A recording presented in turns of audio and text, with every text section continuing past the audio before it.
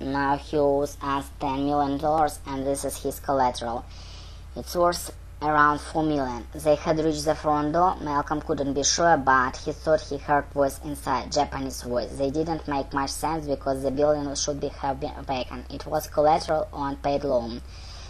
It should have been up for auction by now. So we sell the fucker, Malcolm said. Put it on the market, get the lot paid off. That's right, we sell, except the one small problem. A carrier reached forward and yanked on the doorknob. The door swung outward and flickered orange lights spilled out the alley. Malcolm blinked and then took a small step forward. Christ, he whispered.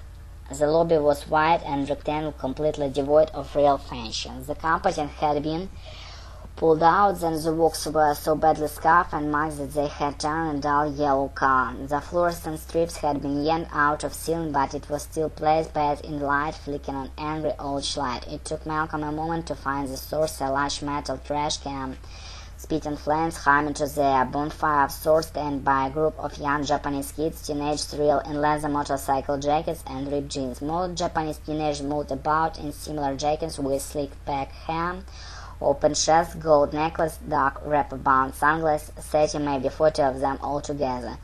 What the hell is going on? Malcolm whispered to a carrier as they stood in the doorway. The building should be empty. There is a bonfire in the corner. That's right, a carrier whispered back, resignation in his voice. It's like the 24 hours a day, it gets worse on weekends. They drive their motorcycles right through the lobby. At first, none of the kids seemed to have noticed Malcolm and a carrier standing there. Then one of bonfires saw him and something loud in Japanese. The lobby went silent. Christ, Malcolm, do we run? A carrier didn't respond. Two of teenagers broke away from the rest and moved towards the door. They walked with swagger and each a menacing look of his face. One was tall and thin, with oblong jaw and shiny white teeth. The other was short and square, with long ponytail and scruff of hair below his lower lip. Then they got within a few feet. Malcolm saw the short one reach in his jacket pocket. His hand came free with a flick of shiny silver.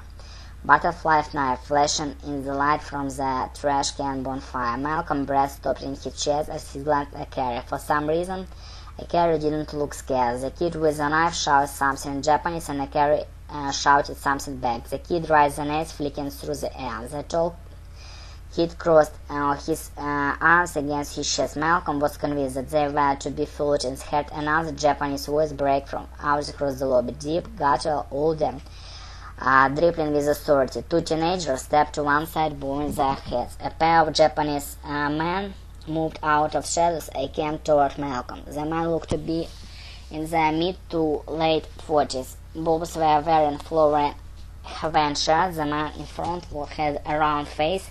His dark lips made him look like a grubber. His shirt was open down to the front, and Malcolm could see a colorful tattoo creeping up skin all the way to his throat. The man behind him had a square hat and piggish contents. He was wearing a dark sunglass. His tattoos were even more pronounced, covering every inch of exposed skin. Yakuza, Malcolm hissed, his knees weakened. Yes, a carrier responded, watching the two men approach.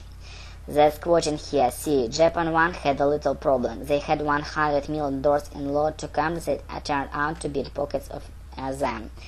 They couldn't collect and they couldn't foreclose on these buildings because Yakuza simply moved into the squatting here and the Japanese police would be do think about it.